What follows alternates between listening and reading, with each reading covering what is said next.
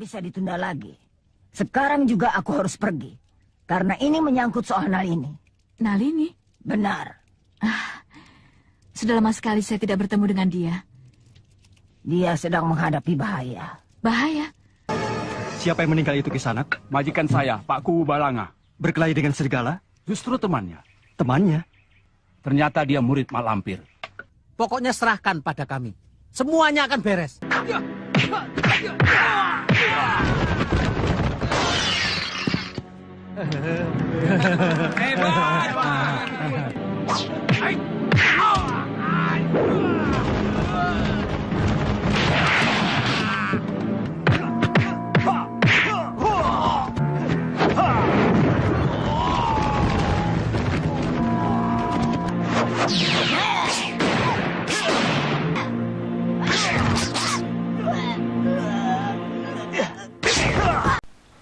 Di awal episode ini dimulai dari adegan Mak Lampir yang pada saat itu mendapat aduan dari salah satu muridnya yang bernama Nalini, ketua perguruan sesat tapak hitam.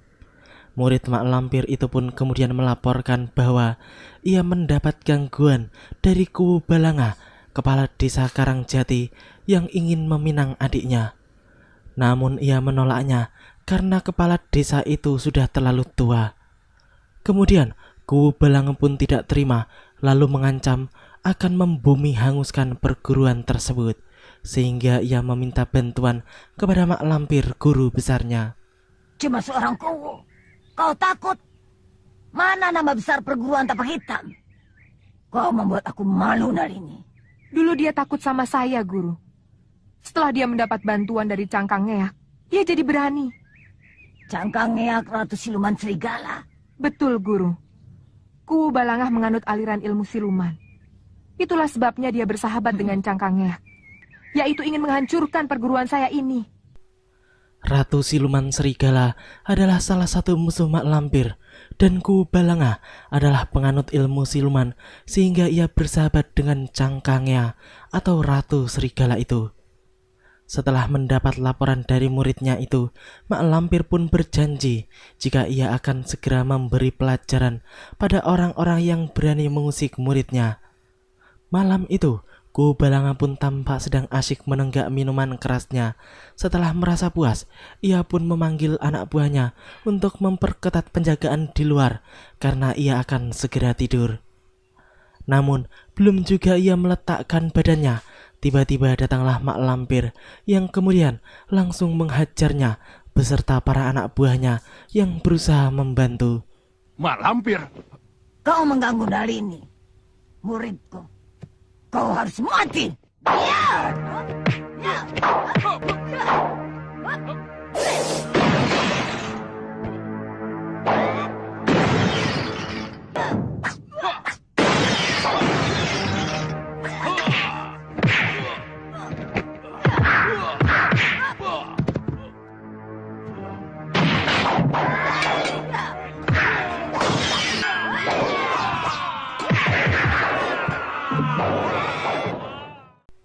Kuwu Balanga yang mendapat kesempatan untuk kabur pun cepat-cepat berlari ke arah hutan.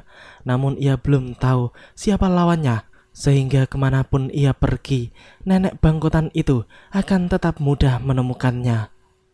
Nasib apes pun menimpa Kuwu Balanga karena ternyata nyawanya pun tidak bertahan lama setelah Mak Lampir membunuhnya dengan sadis.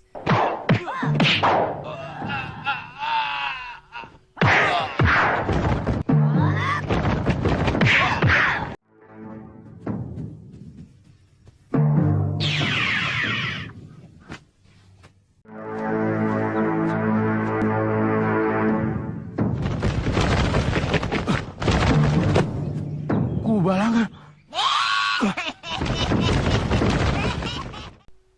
Ya, setelah membunuh Kuwu Balanga, Mak Lampir pun kemudian langsung membawa jasadnya dan dilemparkannya ke hadapan siluman serigala yang selalu membantu kepala desa tersebut. Setelah menjelaskan tujuannya bertemu dengan siluman serigala itu, Mak Lampir pun kemudian langsung menyerangnya dengan jurus-jurus maut. Manusia siluman itu pun sempat memberikan perlawanan yang cukup ketat. Namun hal itu tidak berlangsung lama karena selanjutnya dedengkot aliran sesat tersebut mampu mengalahkan sekaligus membunuhnya dengan sadis.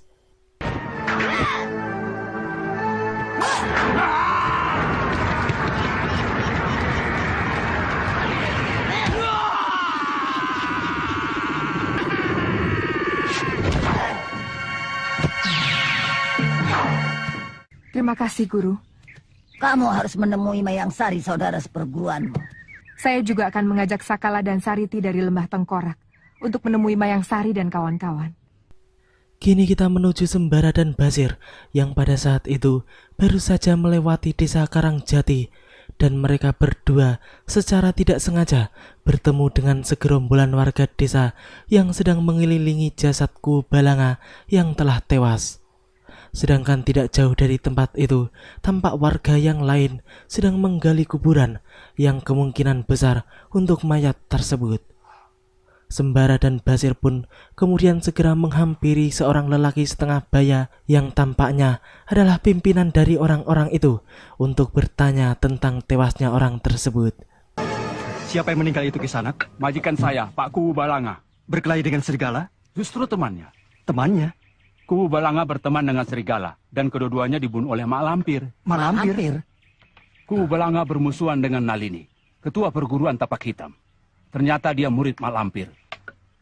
Kubalanga minta bantuan siluman serigala, tapi tidak kuat. Dua-duanya mati. Di mana perguruan tapak hitam? Saya ingin meringkus muridnya, supaya Mak Lampir datang. Jangan takabur Kisanak. Kubalanga yang sakti dengan siluman serigala kalah. Jangan gegabah Kisanak. Mak Lampir itu takut sama teman saya ini. Lihat saja nanti. Ya, Basir pun tidak terima karena merasa diremehkan oleh orang itu. Namun, ia pun maklum karena orang-orang tersebut belum mengetahui siapa mereka.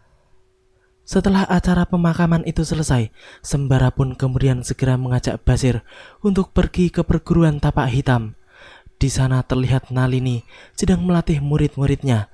Dan tak lama kemudian datanglah Basir yang langsung bertanya tentang keberadaan Mak Lampir kepada ketua perguruan tapak hitam itu. Nalini! Sini kamu. Siapa kamu? Mana Mak Lampir? Mau apa tanya guruku? Singkirkan orang ini!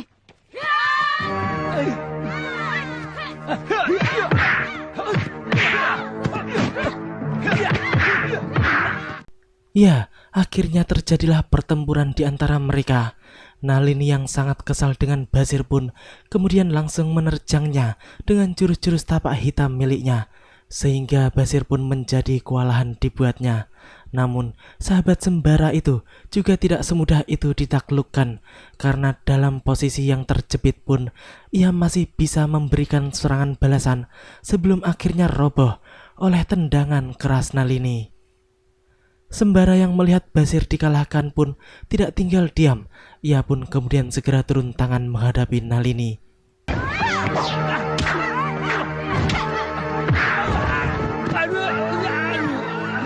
Semilik kete.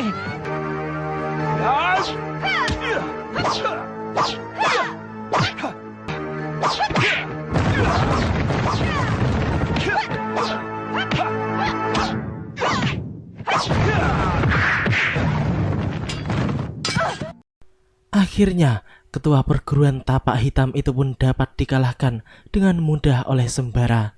Selanjutnya, Basir dan Sembara pun melanjutkan perjalanannya menuju Kademangan Pulau Sari, yang menurut kabar yang mereka dengar bahwa di desa itu sedang terdapat kekacauan akibat Demang yang lama lengser dengan paksa dan digantikan dengan Demang yang baru yang menurut kabar sangat menyengsarakan rakyatnya.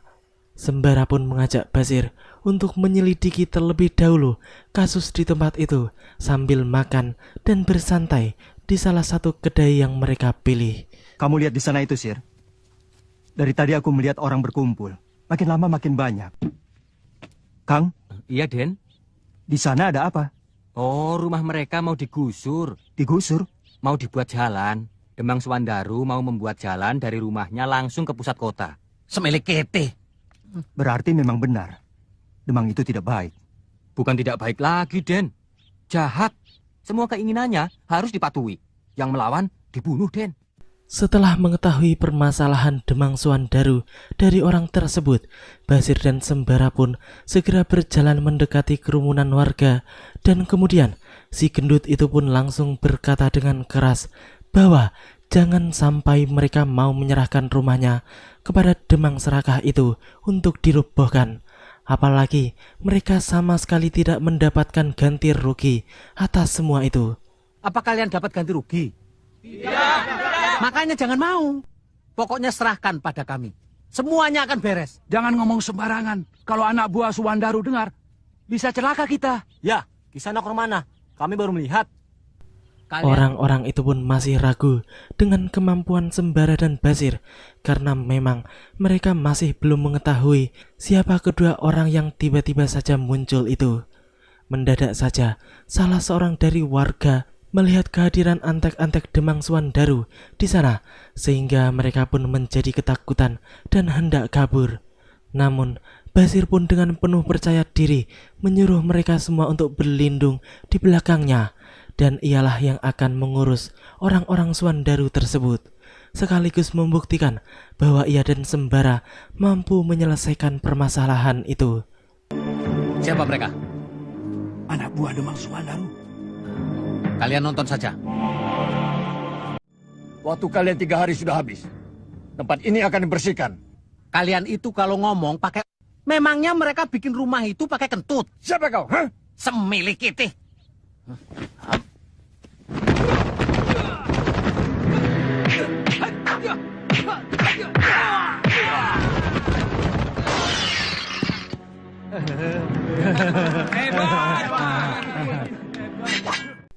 Ya, sungguh lucu. Basir pun menyuruh para warga itu untuk bertepuk tangan setelah ia dapat dengan mudah mengalahkan ketua antek Demang Suandaru itu. Sedangkan Sembara pun mendapat bagian 2 orang lainnya yang kemampuannya masih di bawah yang barusan dikalahkan oleh Basir. Mereka pun benar-benar bukan tandingan Basir, apalagi Sembara. Setelah merasa tak berkutik, ketika utusan Demang Suandaru itu pun kabur dan langsung melaporkan tentang kejadian yang baru saja mereka alami kepada tuannya. 2 orang pendekar itu bukan orang sini. Bukan, Pak. Berarti rakyat memanggil pendekar untuk melawan kita. Betul Pak Demang. Giripo, sini. Iya Pak Demang. Bereskan mereka. Baik Pak Demang. Ki Depong adalah anak buah Demang Suandaru yang paling sakti. Ia pun kini telah berhadapan dengan jagoan kita, yaitu Sembara dan Basir. Setelah cekcok sebentar, mereka pun akhirnya terlibat pertarungan satu sama lain. Basir mendapat bagian menghadapi kerocok-kerocok berpakaian serba hitam bawahan Ki Depong. Sedangkan Sembara pun langsung berhadapan dengan Ki Depong yang tampaknya ilmunya masih berada jauh di bawah Sembara. Sedangkan mereka semua dapat dikalahkan dengan mudah oleh 2 jagoan kita itu.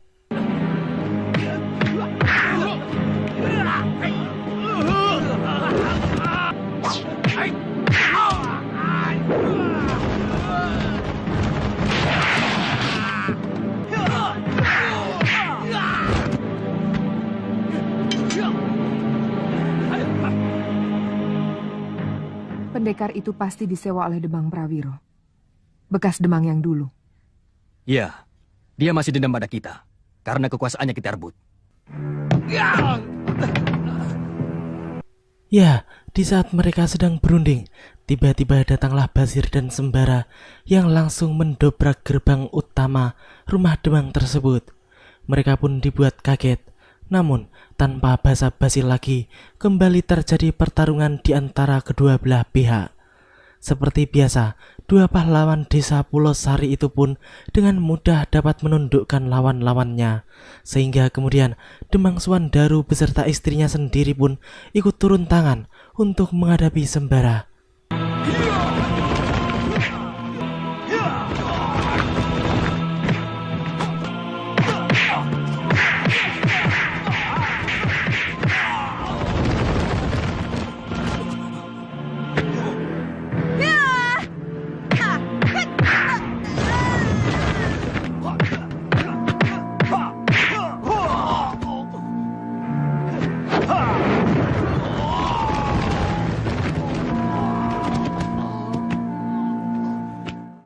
Setelah sembara membunuh Demang Suwandaru dengan pukulan jarak jauhnya, tiba-tiba datanglah Mak Lampir yang memberitahukan bahwa Demang Suwandaru adalah muridnya, sehingga ia tidak akan tinggal diam melihat muridnya dihabisi oleh murid Kiai Jabat tersebut. Tidak akan kubiarkan kau berbuat semena-mena terhadap muridku. Ternyata kau biang keladinya, Mak Lampir. Murid-muridmu di mana-mana selalu menimbulkan malapetaka bagi kedamaian umat manusia. Sembara pun kini berhadapan dengan Mak Lampir yang memang sedang dicarinya, dan kebetulan nenek tua itu justru muncul untuk menyerahkan diri. Sembara pun tidak main-main, ia pun langsung mengerahkan ilmu-ilmu sakti yang dipelajarinya dari Kiai Jabat.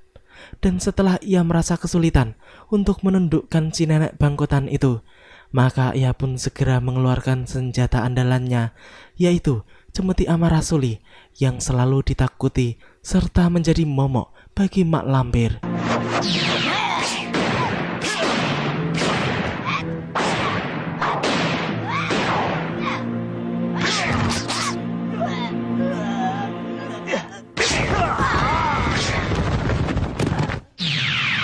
Awas kau Sembara! Saya, Demang Prawiro, atas nama seluruh rakyat Kademangan Pulau Sari, mengaturkan terima kasih yang tiada tara kepada Ananda berdua.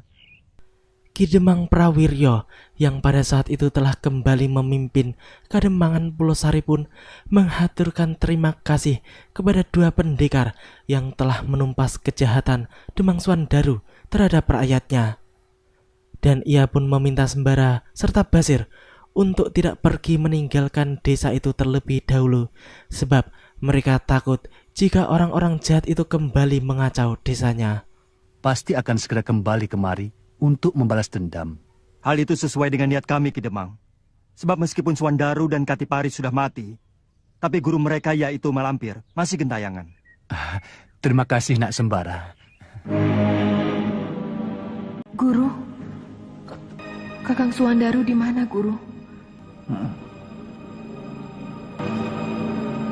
Kakang tidak boleh mati.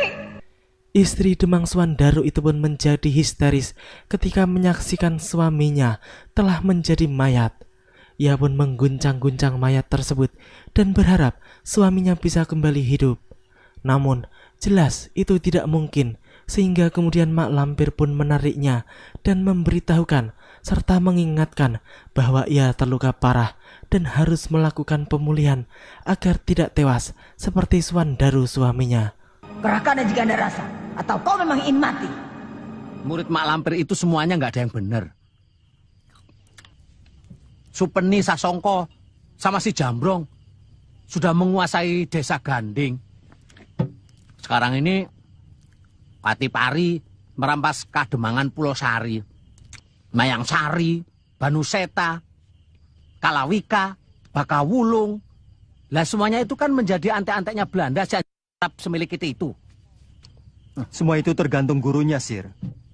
Kalau gurunya baik, muridnya pasti baik. Tapi kalau gurunya jahat seperti Mak Lampir, muridnya satu pun tidak ada yang beres. Demikianlah alur cerita di episode kali ini. Nantikan kelanjutan kisahnya di episode yang akan datang.